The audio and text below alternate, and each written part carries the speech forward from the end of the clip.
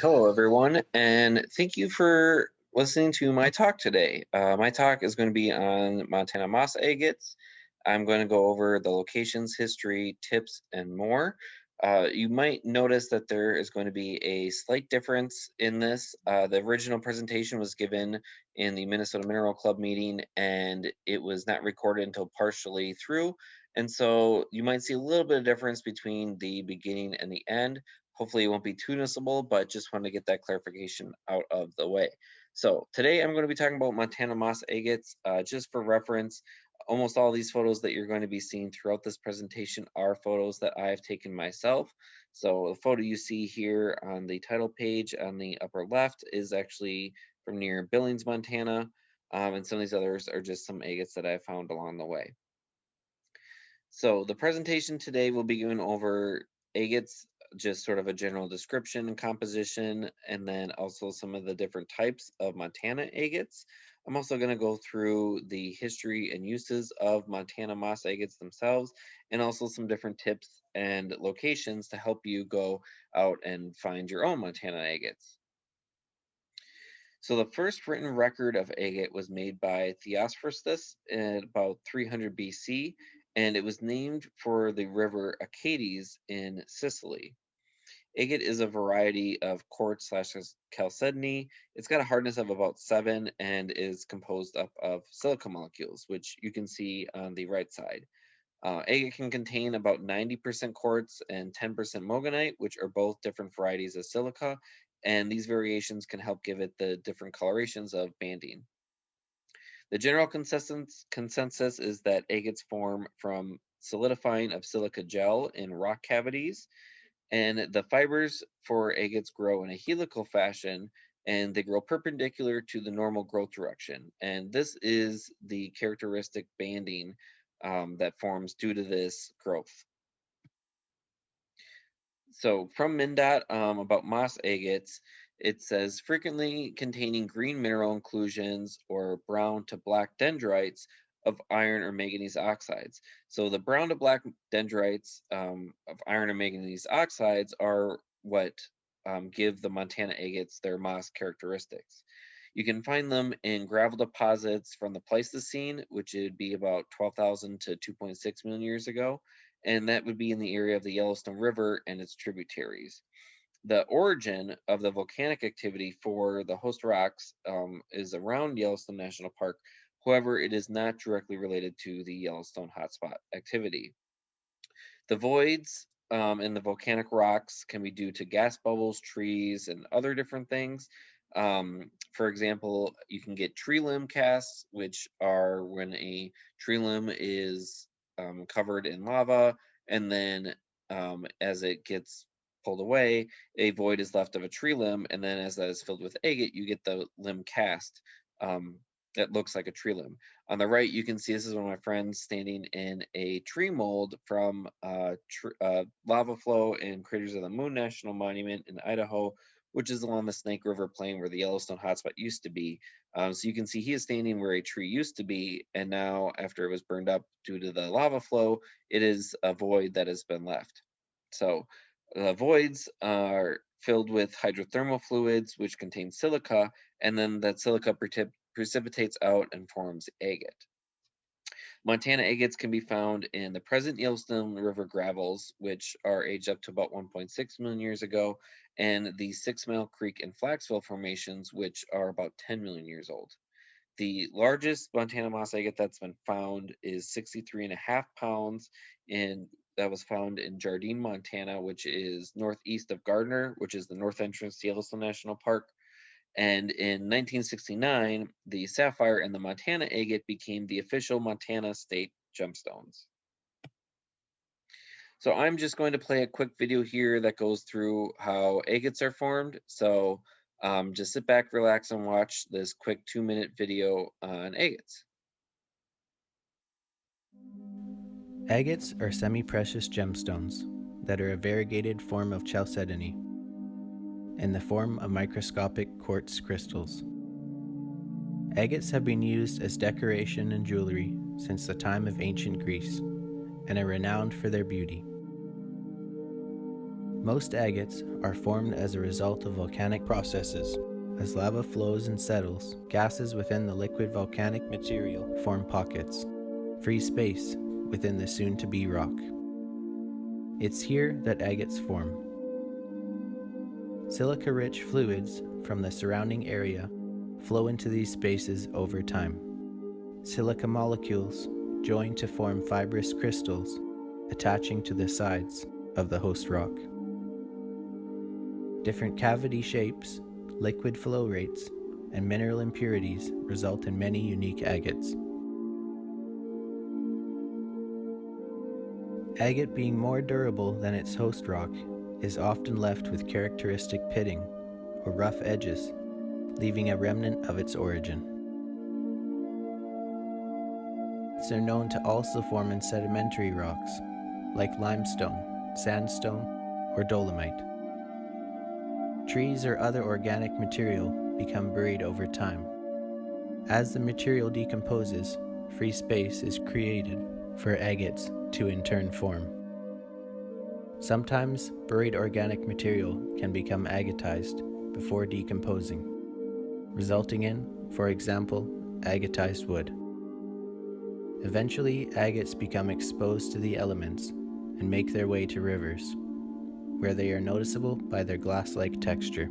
Search the internet to see if your area has agates. Thank you for watching. Okay, so hopefully that was informative.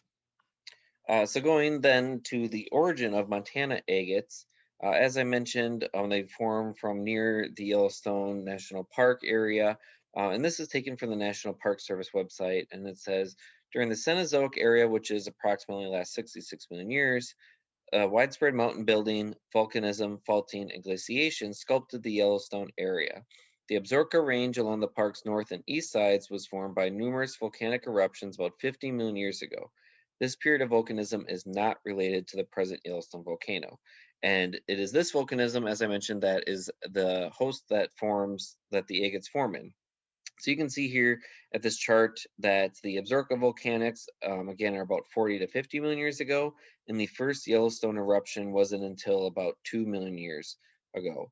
In the map on the right, you can just sort of see the tracking of the Yellowstone hotspot and its different locations going back all the way 16.5 million years ago. And just to give some reference, this is what North America actually looked like, projected about the Paleogene Eocene, which is about 50 million years ago. And the importance of this is just to sort of see, you can see the mountain building that's going on in the south central, sort of the Yellowstone area of Montana. So this photo here, this is a scan that I did of an article on the geologic history of Montana agates, which was taken from an article in the Lapidary Journal from the 1970s. And it's a very great article, which I'll mention later. But the importance of this is just to go through and show some of the different, how the Yellowstone River has changed throughout the years. And so this first map here, you can see at the bottom, is from about 40 million years ago. And so you can see here the pre-glacial Yellowstone River is largely along its current course, going through near Custer and Miles City, up through Glendive, Sydney, and up to Williston. However, at Williston, it continues north into Canada, where it meets the pre-glacial Missouri River, where that then flows to the east and northeast up, again, continuing through Canada. And as you can see here, this is just a map showing the current course of the Yellowstone River. So the Yellowstone starts in the Yellowstone National Park and flows through Montana and again goes up to Williston. However, as you can see, it then continues to the east and largely to the south, where it goes through the Dakotas and then Missouri River continues to the Mississippi. There has been reports of finding Montana agates all the way down into Nebraska.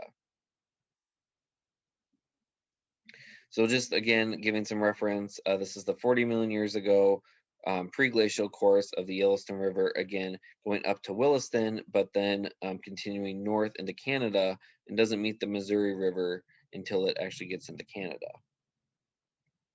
So if we fast forward to about 200,000 years ago, this would be during around the Illinois glaciation.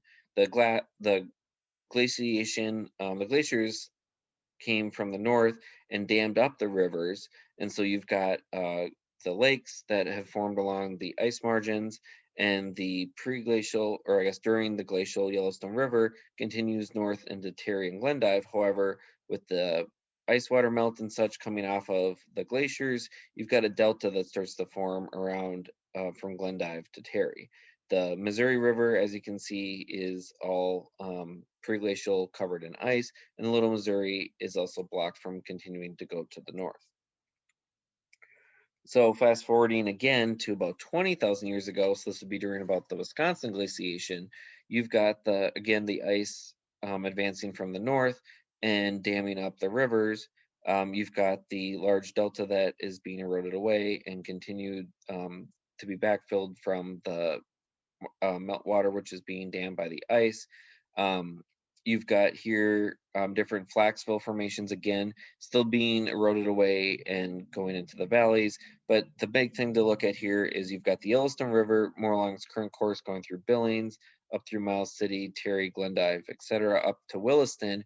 However, it can continue north into Canada, but is being dammed. And along with the Missouri River, then starting to flow towards the east and then again down towards the south.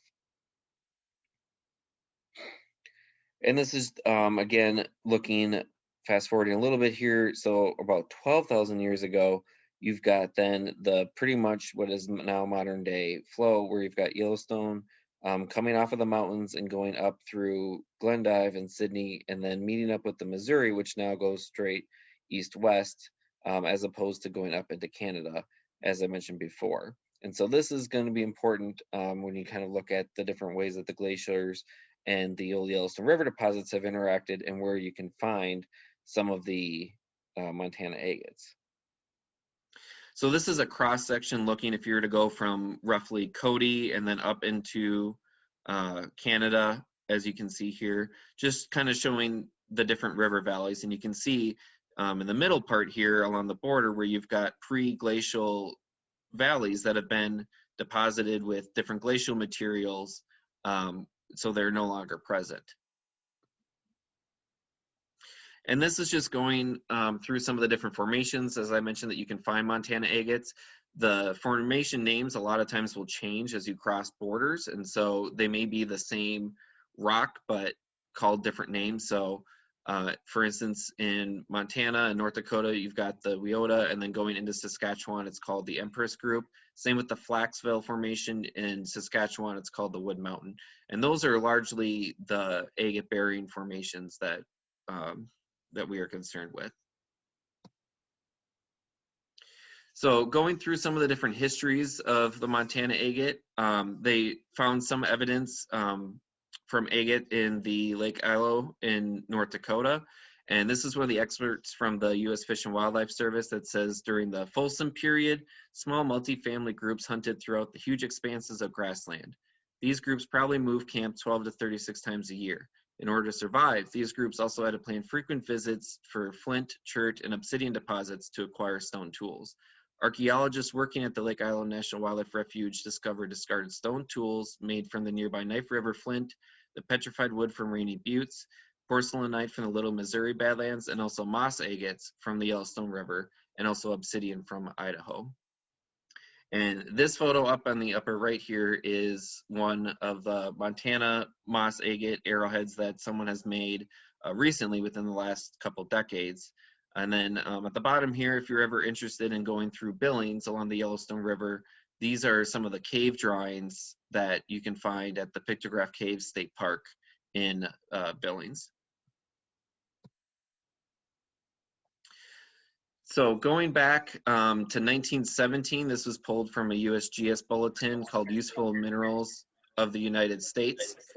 And you can see here, listed under Montana, it says agates found along the Yellowstone River from Glendive to the park and on the mesas and buttes for many miles to northwest of the river, has been cut into beautiful gems. So as far back as 1917, even the USGS has identified the agates in Montana. And just reading some of the at the bottom here, the Montana moss agate, it's a grayish white to gray translucent chalcedony containing dendrites, and the black, brown, and red tree-like or scenic dendritic growths are actually included minerals of manganese and iron. Most of the agates are found as water-worn cobbles of the Yellowstone River and its drainages between Billings and Sidney. They can be collected in multiple counties, and have been longtime favorite of hobbyists and professional cutters because of the beautiful and highly variable patterns, durability, and ease in cutting and polishing. And in the background there, that is one of the agates I found this past summer in Montana. So you can see the black is largely from the manganese, and then the reddish, brownish colors are from the iron. So the first known commercial cutter of Montana agates was Ralph Harris, who was in Miles City in 1915 and was there until 1958. Jonas Larimer was found to be the first one cutting Montana agates, which was before in 1914 near Glendive. The popularity of Montana agates expanded to San Francisco, where a jeweler there was actually having them shipped. And from 1919 to 1920, they were actually shipped by the train carload to San Francisco. And there's a story about that the jeweler in San Francisco eventually either didn't have the money for it or didn't want them anymore, and actually told one of the trains in Miles City that they no longer wanted them, and they had a full train car load ready to go. And there's apparently a bar in Miles City somewhere where they just dumped all the agates. So there's an entire basement somewhere in a bar in Miles City that is completely full of Montana agates. And then Howard Sissel started gathering. This is another story of cutting agates, and he started gathering in 1912 near Sydney, and then in the 1927 built a saw to cut them and set up a lapidary shop in Sydney in 1930. Later, he attended the Northwestern University in Chicago and also the Chicago School of Jewelry and Watchmaking. So some of the different Montana agate types that you can find, I'm sure you've seen a lot of these different ones, but you can find the dendritic or the spot agates. So that's that first one there on the left, which again, you get a lot of the manganese oxides, which are the inclusions that give it those dendritic growths. You can also find different banded agates. I've also found a different water level style banded agates as well. And then you can also find a little bit more rare, but the typical, what you would call a moss agate. You can also find botryoidal agates. So those are a couple that I've found. You can also, it's pretty rare, but you can find blue Montana agates. I've found a couple myself. That's one of them that I found. And then some of the most valuable ones are these painting or scenic agates, where the dendrites can look like mountains or trees, sunsets, any of those different sort of sceneries. And you can see at the bottom there is a video that someone had taken of their collection of a lot of different Montana agates. You can also have iris in the Montana agates. I actually spoke to someone that cuts agates in Terry, Montana, and he told me that he finds a lot of the Montana agates do have iris. As you know, a lot of agates in general, they have banding, and with the Montana agates, you don't really see them. And I think it's partially because they're there, but you aren't able to see them. And when you cut them and you can see the iris, you can actually see the banding. So you can see in the middle there, there's what the agate looks like sort of in daylight with no lighting behind it, and then the iris that shows up in the light. You can also find a lot of different limb casts. This bottom photo here is one that someone had found a lot of them, and then this upper one here is one that I had found. So again, if you've got a void left in the lava from where a tree used to be, it could be infilled with silica and form an agate in the shape of a tree limb. So going then to where to find the Montana moss agates, well, as I've mentioned, you can find them along any of the river gravels along the Yellowstone River today. The best locations are largely from Forsyth to Sydney, and you can see at the right there an old map kind of showing where the general agate area is. And if you can recall from the previous maps, this is where the Yellowstone River has historically flowed, even in the pre-glacial time.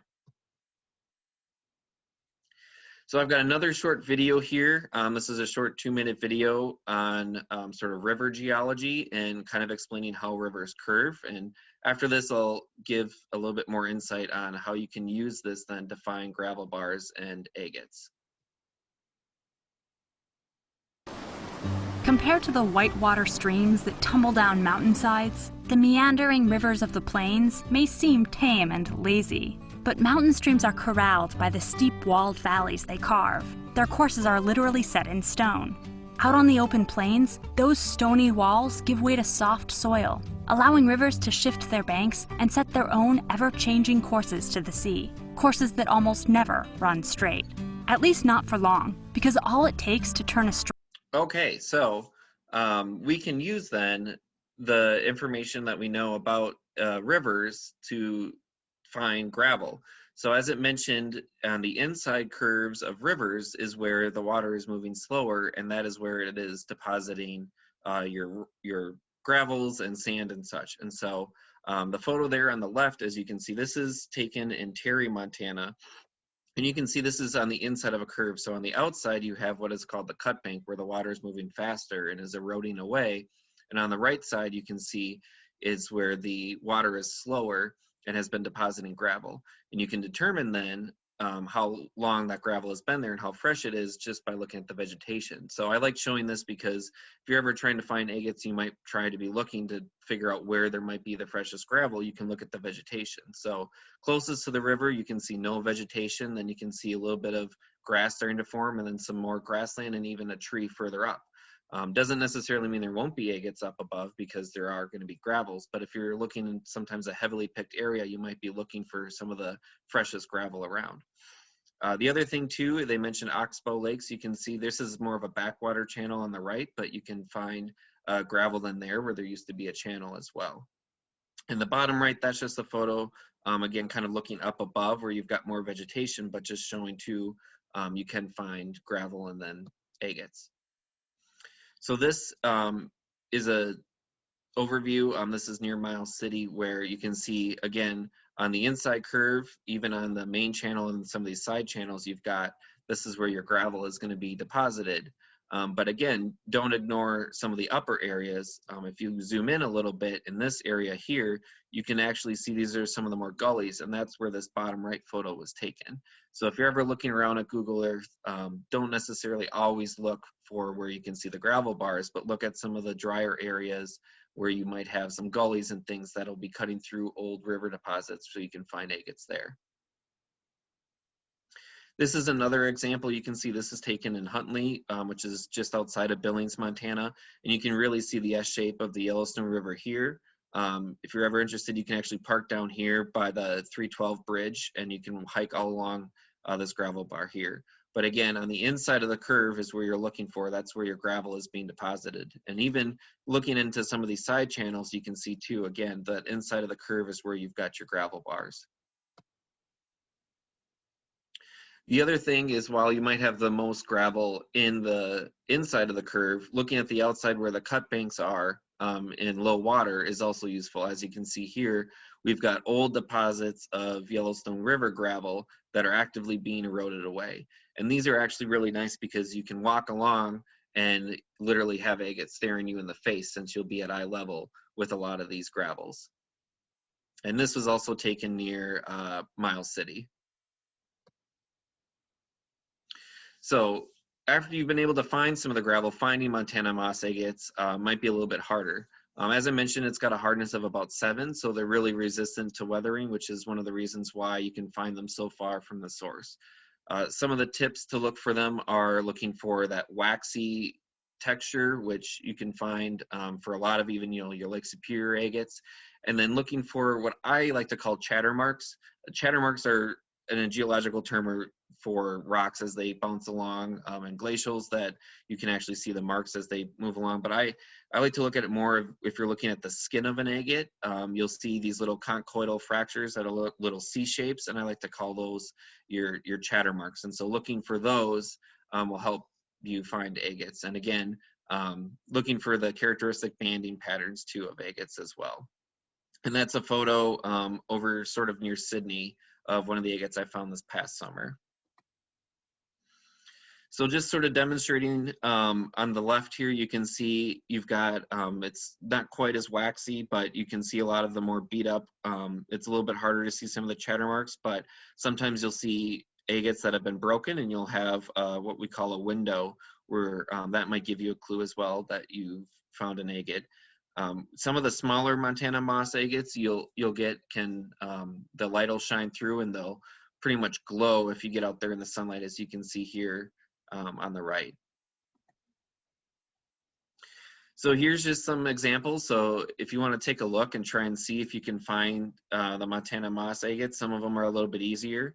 I'll just give a couple seconds. It should be fairly obvious for this. This is sort of an easy one.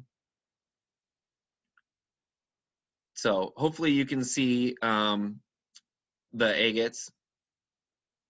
In the middle here, you can actually see this one in the middle with the bit of a window. So just going back here for a second. So this one in the middle, obviously this is an agate here. You can see the chatter marks better in the waxy texture over here on the right on this big one. Again, that C shape is what you're looking for. And then also compared to the other ones, how it's not as dull, it's more sort of a waxy texture. And I'm not sure if anyone else picked this up, but we've got possibly another agate hiding up here with some quartz. The other thing that I've noticed, you can get some agates that are more bleached. I think this might be due to some of the older agates that have been exposed and then buried. And so if you find anything that is bleached white like this, I found a lot of agates in Montana through this way. And I've got some other agates sort of sitting beside me too, if anyone would like to see some after this. I've got another one that half of it's bleached and half of it is not. So it's another thing I like to look for. This bleached white color is another way to find agates. If you do end up polishing them, you can take that off if you don't want it. And again, if you find them smaller, where the sun can pass through, if there's not a lot of dendrites, you can actually, like I said, you can see them glow. So you've got one here sort of in the middle that'll actually just glow in the sunlight. So here's another view. As I mentioned, finding some of the cut banks are nice to look through. So there is an agate in this photo. So if you want to take a look and try to see if you can spot it, it's got that characteristic waxy texture to it. So hopefully you can see it. If not, here's a little bit of a hint. So you've got near my hand here, this is what the agate then looks like as it's sitting in situ. And then for those curious, I pulled it out and this is what it looked like. And this one I actually polished up as well. And this is what it looked like after the polishing was done. So here's a few more. So I'll give about 10 seconds or so if you want to look through and see if you can find the agates in this photo, or these photos, I should say.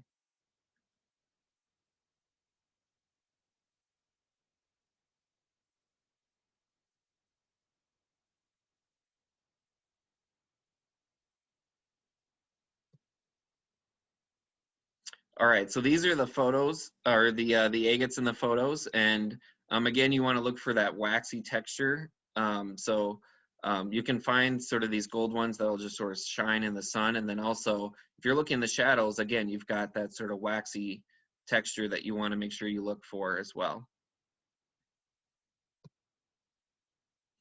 So here's a couple other ones. If you want to see if you can find these, again, I'll just give another 10 seconds or so.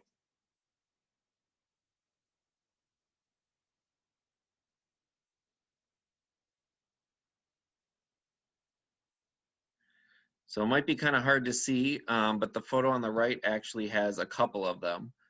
So the one on the left here, you can actually see there's some crystal impressions that are on the back of it. So if you ever see any of those marks, that's usually a really good indicator to pick up the rock. As the agates form inside the voids, you can get them forming around crystals, and if the crystals erode away, you'll get those impressions left over. And then again, on the right, you can see that bleached color. So again, if you ever see that white, pure white color, that could be an agate.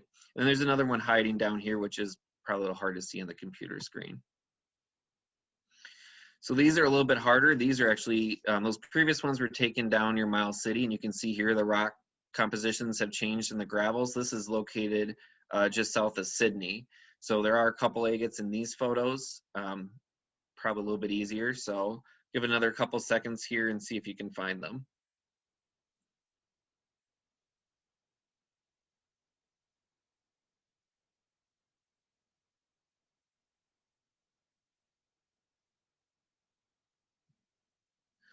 All right, so these are the two agates.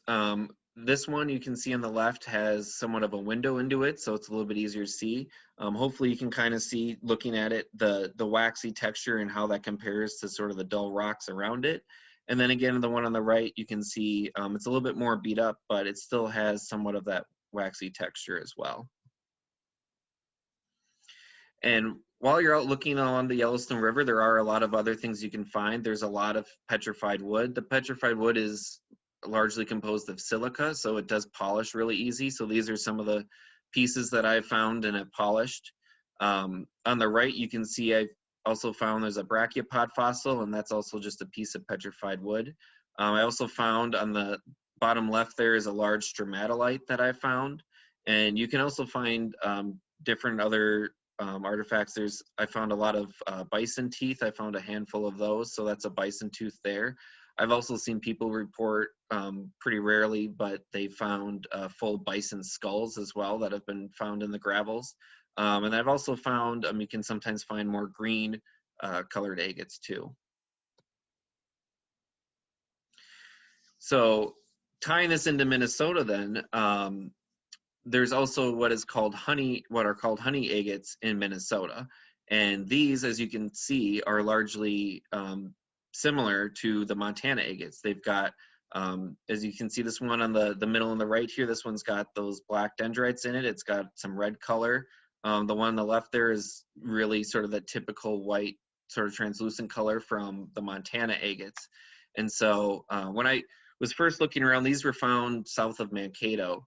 And someone mentioned that they came from the glaciers. And if you can think about right now, the way that the Missouri River flows, again, the Yellowstone flows into the Missouri at about Williston and then goes straight east and south. So with the way that the glaciers, if you look at this map here, how the glaciers come, since the Missouri River largely follows this form of the glacier, you can see that it would be very difficult for the agates to go straight east. However, if you remember from the first map that I was showing, the Yellowstone River used to flow with the Missouri through Williston up to the northeast into Canada. And so you can see in that area in Saskatchewan, with the ice coming down through the Des Moines lobe, that you could actually get agates coming through that way. So at least my hypothesis, since I haven't really seen anyone mention about the origin of these agates in Minnesota, is that these agates were carried from Montana into Canada and then out of Canada from the glaciers into Minnesota. So that sort of wraps up. I just wanted to close it out with this poem that I found. It was in The Meanderings of a Montana Rock Hound by Paul Fry in 1972, and it was written by Paul Gropner from Broadus, and it goes, "There are hounds, you know, that hunt the fox. Now we are the hounds that hunt the rock. We have rocks in the car and rocks in the shed. Some even say we have rocks in the head. But we love to hunt them on river and hill, and to cut one in two is always a thrill. Although you may travel far from your home, you'll find nothing as grand as a good agate stone. God hid them in his mysterious way that we may be found in our time and day. So we may dig and hunt and hike. Each one is different, no two are alike. To be out there in your walking shoes is always a cure for the worst of blues. So come with us and have good look around, and you may become an avid rock hound." And that wraps up my presentation on Montana agates.